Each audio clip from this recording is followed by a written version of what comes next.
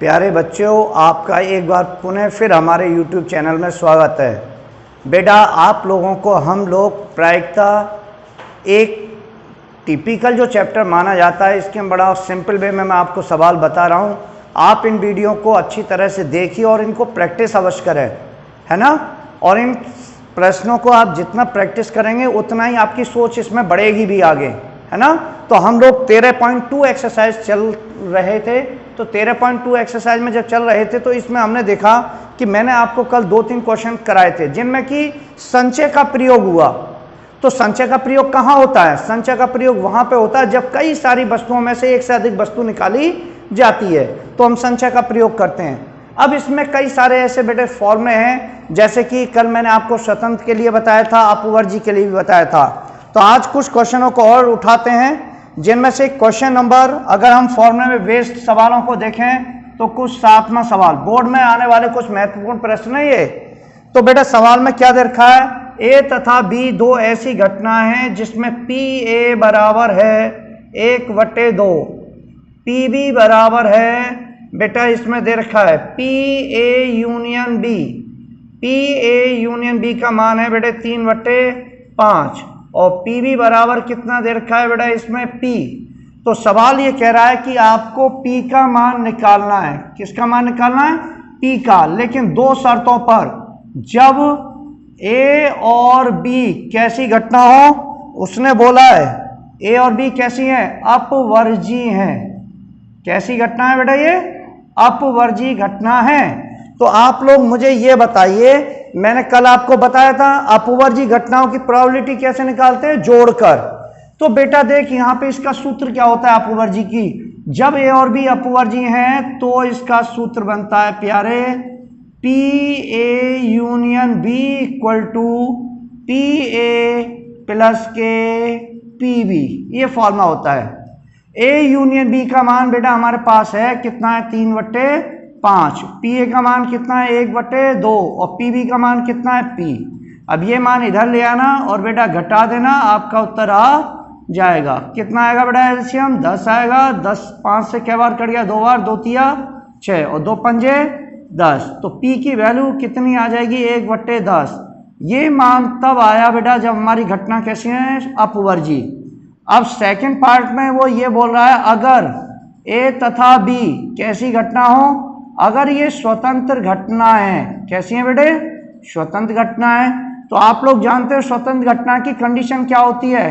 तो इसका सूत्र बनता है, कल मैंने बताया था, ए इंटरसेक्शन बी बराबर P A into P B. ये फॉर्मूला है। अब आप कहोगे सर इंटरसेक्शन तो इस सवाल में पूरे में है नहीं, तो जब नहीं है तो आपको चूंकि बता चुके हैं बेटा हम, P A union B equal to formula होता है पी ए प्लस का पी बी माइनस का, बताओ बेटा, पी ए इंटरसेक्शन बी होता है ना। अब आप बताइए बेटा, इसका मान तुम्हें मालूम है, इसका मालूम है, इसका मालूम है, लेकिन इसका अभी हमें नहीं मालूम। तो इसकी जगह पे बेटा देखो, हम P A union B equal to P A plus का पी बी, और बेटा इसकी जगह मैं लगा सकता हूँ P A into P B. स्वतंत्र घटना है तो इसका सूत्र ये होता है।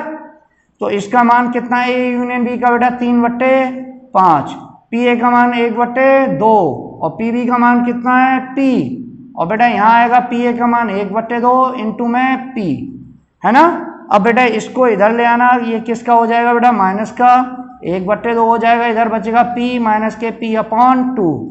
इधर एलसीएम कितना आएगा बेटा? 10। 5 से कट गया 2 बार, 2 तिया 6, 2 से कटेगा 5 बार, और इधर एलसीएम लेंगे तो एलसीएम आएगा 2, 1 से कटेगा 2 बार, 2P माइनस का 1P। तो इधर 1/10 आ गया, इधर 1/2 आ जाएगा, है ना, P/2। तो 2 से कट जाएगा क्या बार? ये 5 बार। तो आंसर 1/5 किसकी वैल्यू आ गई? P की। तो तुम लोगों ने देखा इस प्रश्न में बेटा, अगर अपवर्जी है तो सीधा सीधा सूत्र लगाना है, और अगर घटना स्वतंत्र है तो स्वतंत्र में पी ए इंटरसेक्शन बी बराबर P A into P B, इसीलिए इस सूत्र का प्रयोग करेंगे और सीधा सीधा आपका आंसर आ जाएगा।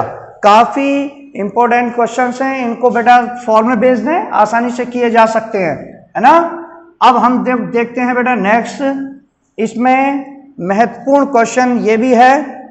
अब आप लोग आइए इस पर, क्वेश्चन नंबर अगर हम 8 देखें तो बेटे देखो 8 में क्वेश्चन तो आप आसानी से निकालोगे, इसमें कोई दिक्कत आने वाली आपको नहीं है ना।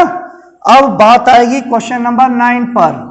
9 क्या बोलेगा सवाल, आप लोग देखो, आपको दे रखा है बेटा पी ए यानी ए की प्रायिकता 1/4 है, पी बी कितना दे रखा है बेटा 1/2 है, और फिर पी ए इंटरसेक्शन बी ये कितना दे रखा है 1/8 है ना। तो सवाल कह रहा है क्या निकालना है आपको, पी ए नहीं और बी नहीं, ये चीज हमें निकाल के बतानी है, इसकी प्रायिकता कितनी होगी। तो बेटा देखो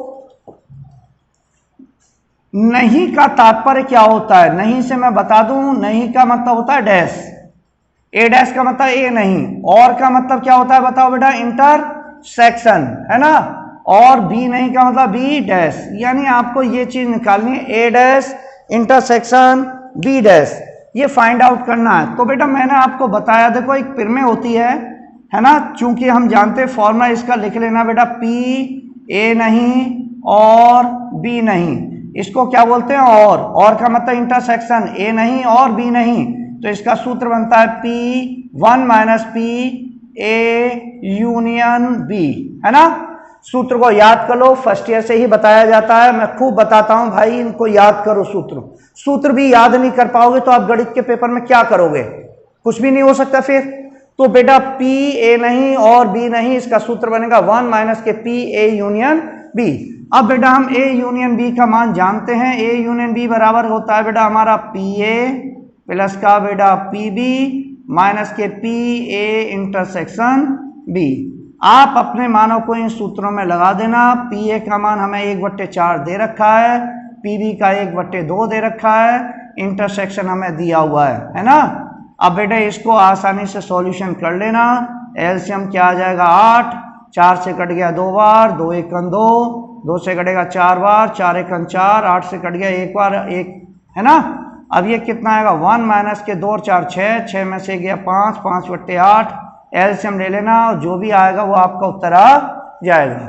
तो बड़ा आसानी से इस प्रश्न को कर सकते हो आप लोग भाई, इन्हें आसानी से करिए। अब मैं आपको ये बता दूं इन प्रश्नों के बाद में बेटा कहीं और शब्द आ रहा है, क्या आ रहा है और शब्द, तो और का मतलब होता है इंटरसेक्शन, और या शब्द आ रहा है, या का मतलब होता है यूनियन है ना। तो दोनों चीजों में डिफरेंस है, और का मतलब इंटरसेक्शन और या का मतलब होता है यूनियन। तो क्वेश्चन नंबर 11 मुझे लगता है आप लोग कर लोगे आसानी से, बहुत सिंपल सवाल है ना बेटा। अब बात यहां आती है क्वेश्चन नंबर 12 पर। 12 इसका काफी महत्वपूर्ण सवाल है जो आप लोग ढंग से करोगे।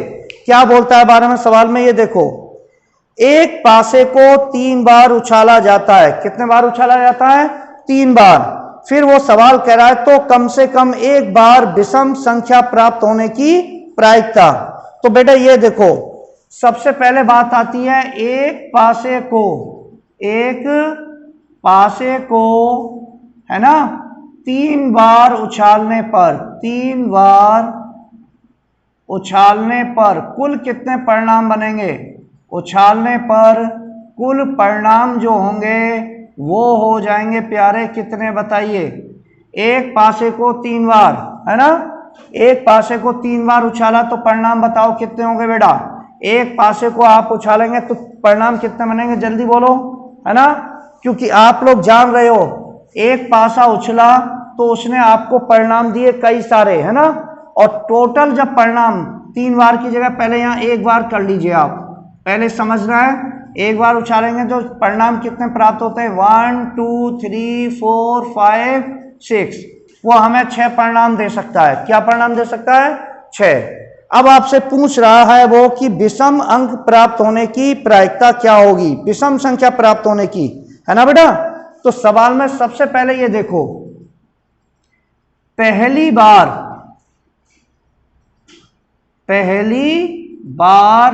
उछालने पर विषम अंक आने की प्रायिकता, विषम अंक की प्रायिकता क्या होगी। तो फॉर्मूला क्या बनाएंगे आप बताइए, फॉर्मूला बनेगा विषम अंक की संभावना बट्टे कुल संभावना, यानी फॉर्मूला बनेगा विषम अंक की संभावना बट्टे कुल संभावना। तो विषम अंक कितने हैं बेटा? 1 3 5 यानी 3 है और कुल संख्या 6, तो 1 बट्टे कितना आएगा? 2। इसको नाम दे देंगे हम P1।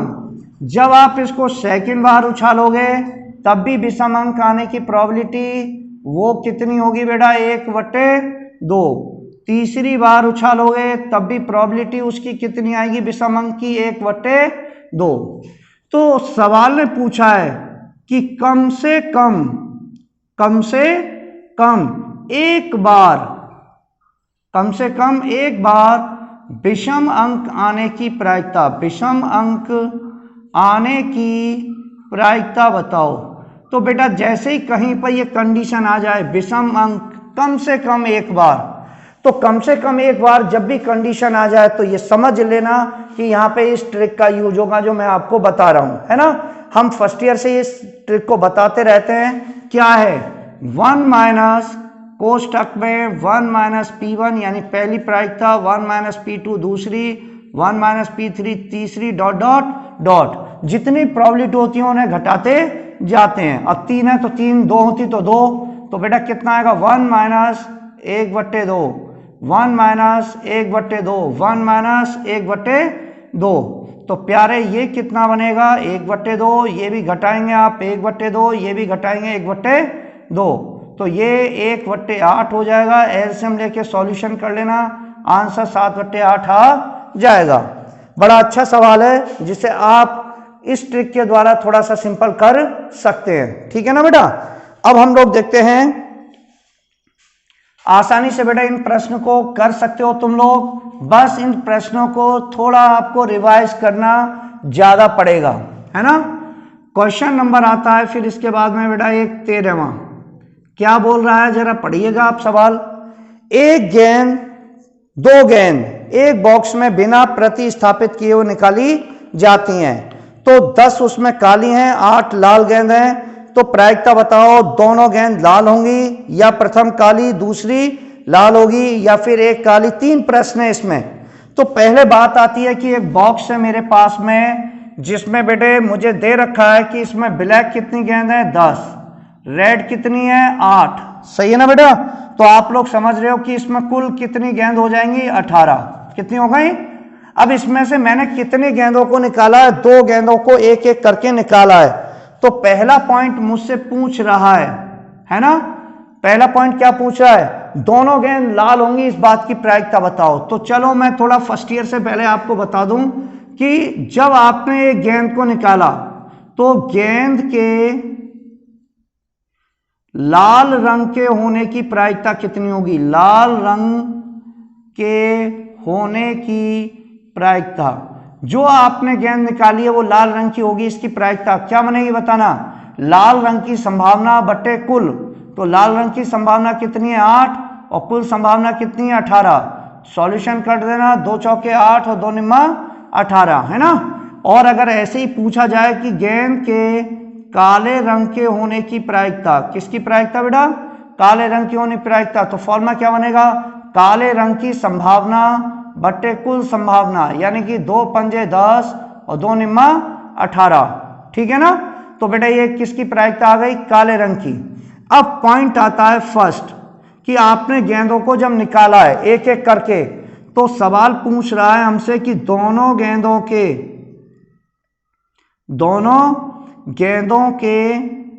लाल रंग होने की प्रायिकता, लाल रंग के होने की प्रायिकता। तो बेटा दोनों गेंद लाल रंग की होंगी, इसकी प्रायिकता। तो आपसे उसने स्पष्ट कह दिया प्रायिकता आप किसकी निकाल रहे हैं? दोनों गेंद लाल रंग होनी चाहिए।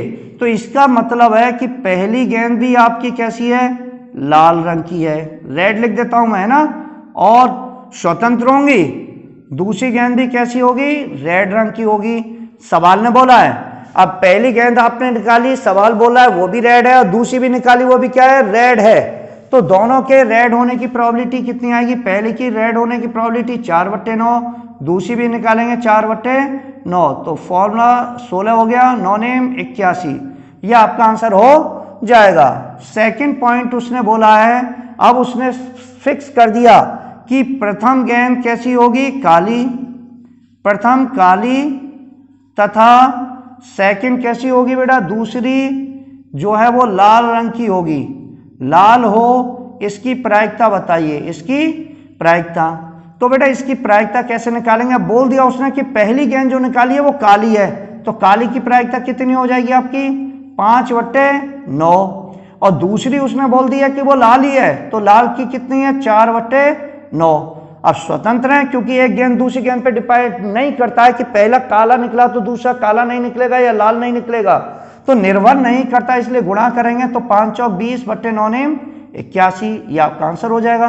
अब थर्ड पॉइंट जो आता है, थर्ड पॉइंट में आपको थोड़ा सा उसने कंफ्यूज किया है। क्या बोला है उसने, एक काली तथा, है ना, दूसरी कैसी होगी, लाल होगी। इसकी प्रायिकता बताओ, इसकी प्रायिकता। तो बेटा एक चीज बताओ, एक काली दूसरी लाल, तो कुल मिला के एक रंग कैसा होना चाहिए, एक काले रंग का और एक कैसा होना चाहिए, लाल रंग का। यहां घटना बेटा दो तरीके से घट सकती है। हो सकता है जब आपने पहली गेंद निकाली तो वो कैसी आ गई, रेड।